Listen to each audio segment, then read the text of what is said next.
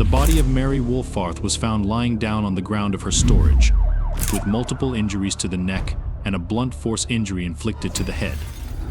Mary sadly suffered from her injuries after being savagely beaten and raped to death, leaving the 68-year-old woman no chance to survive.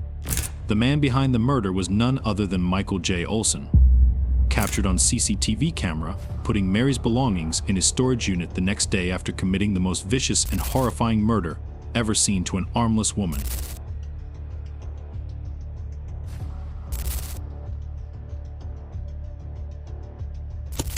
It was around 1 p.m. when Mary's family members filled a missing case, as she didn't respond to texts and calls and didn't show up to her work. At this moment, no one knew where was Mary or what happened to her, until officers received a mysterious call from a man claiming to know what might have happened to her. Good morning. My name is Craig. I work at Leslie Fort Sandy. We have rental units behind our building. And there is a lady that has been missing. I don't know if a report has been filed. Okay. Her name is Katie Woolfarth. My reason for calling is that her rental unit has been entered by another individual. We have it on surveillance case. Okay. And to my knowledge, that individual has no permission, reason, authority to go in there. Okay. Okay. So Katie, well, how do you know she's missing? Well, her partner, a man by the name of Dave, they both rent units from us. And he came in Monday evening, asked Richard, the other fellow that's here, if he had seen Katie Woolfarth. And Richard said no. And Dave came in again this morning, and I started looking through the security tapes that we've got, and I found this individual going into her unit. Mary was seen assisting Michael Olson with cleaning and vacuuming his storage unit. She is doing a lot of back and forth, moving her items with her van parked in the front of her unit. Olson patiently spying on her and waiting patiently for the perfect moment. He then came to Katie's unit to engage in a small conversation which seems to be not conflictual. After a few minutes, Mary decided to empty a wet-dry vac into a dumpster. For Olson, it is the perfect moment. As she walks away, Olson then will casually walks like a lion getting ready to eat, enters her unit, and waits patiently for her to return.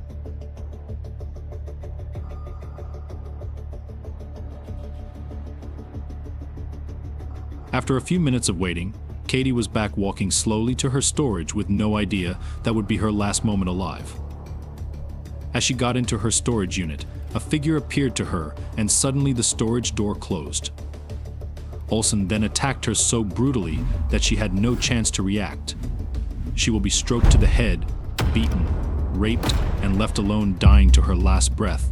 Such a heinous and evil crime committed to a woman known as lovely and full of joy.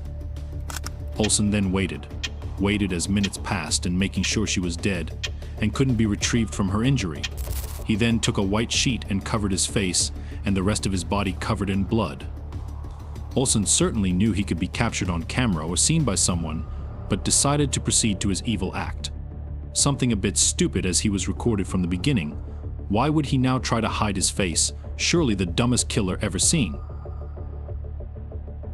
Trying to leave no trace, Olson then came back, took Mary's items, put them back in her unit, and cleaned the space so no one could imagine what might happen.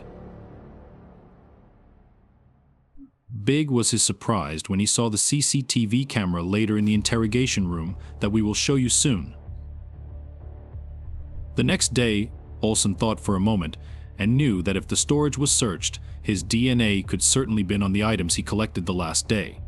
He then moved Katie's items to his unit, closed the door, and left the place with no remorse.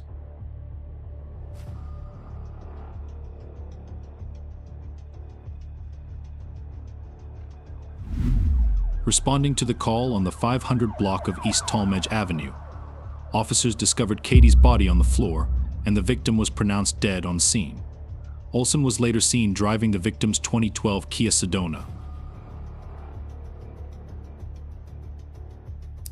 A search made at Olson's place ended with the discovery of a bag of crystal methamphetamine, which will serve later in this case as an alibi for this gruesome murder.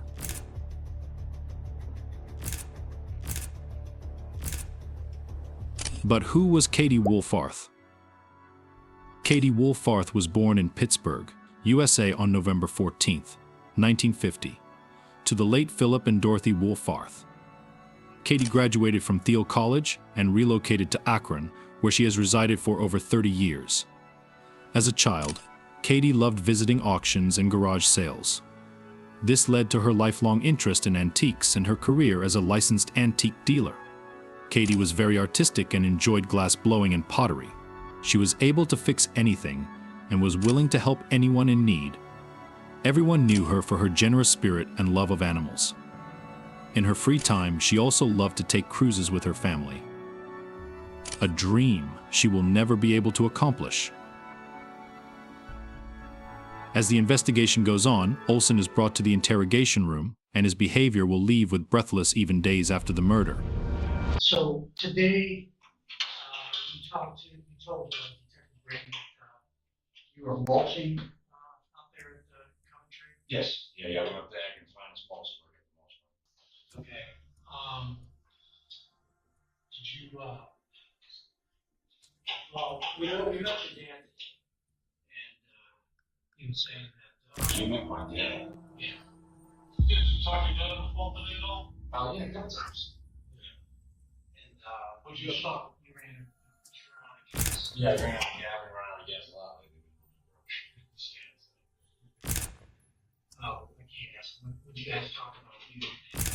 Like you said, he called me up earlier to go get a grind and bring up the asphalt finish gun, and that was about it.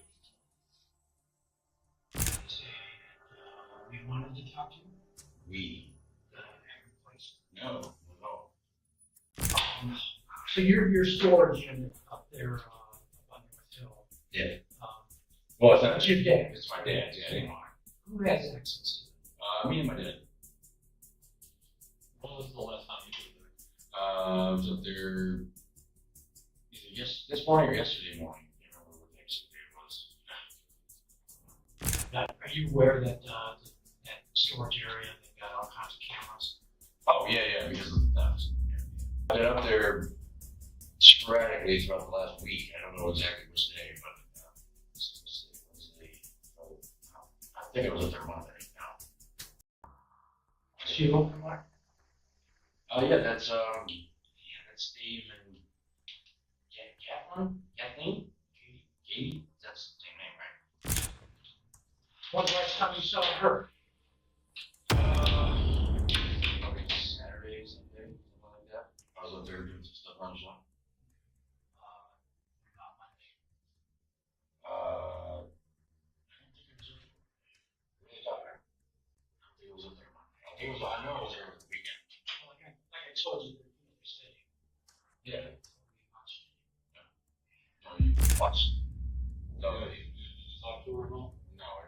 Yeah, well, she actually tried to knock on my door one night. She said I was sleeping up there. I fell asleep or something. She gave me a fan if I was hot or something. So I hadn't talked to her before yet. Find evidence, different things, different objects, and we can kind of piece together what happened. So, I mean, sometimes people, they do something, they get themselves in a predicament, they get worried. I mean, something happened on accident, you get scared, they try to cover it up, they don't want to try to explain it. Well, and now's the time to explain it. This Monday? Monday, Tuesday, Sunday, there's nothing to explain. Something bad happened, Katie. You know it. You know it happened. So I started working at it. It's giving me the opportunity to give us your narrative. So stupid. What happened?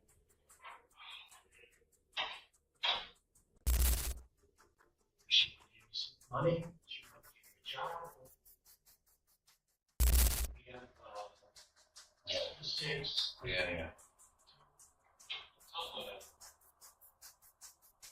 probably gonna help you. I mean, you can't feel good holding this in. No. I just tell us what I just somebody came over me. My ex-girlfriend too, she was a downfall son. Like essentially was the one holding a gun to me and my ex-girlfriend, which made me a different person. Her toxic narcissistic traits. I was mentally, verbally, emotionally abused. Just snap. He said something about my. You know what? Well, self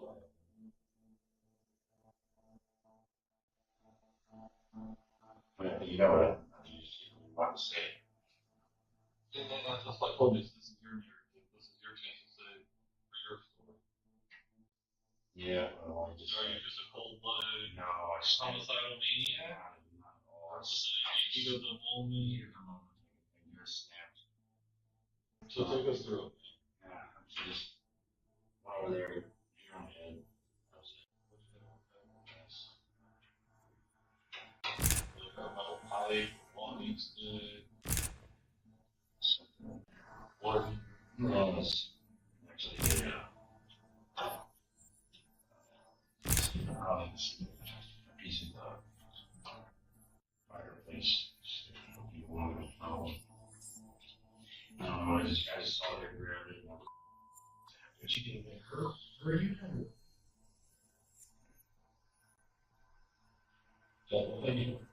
No, I just tried to get from the evidence. It was dumb. I shouldn't have never done it. Obviously, there's no jail tricks in my life, but it's snapped, man. I've been so emotionally, verbally abused. You have no idea. Your mother, you understand, me, 35 years old.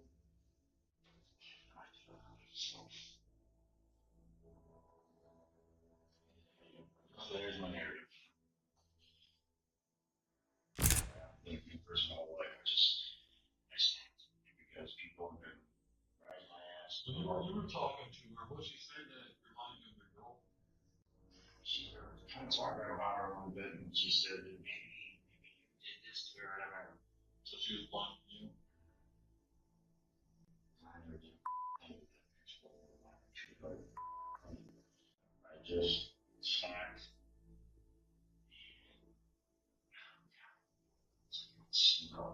They just got smelled.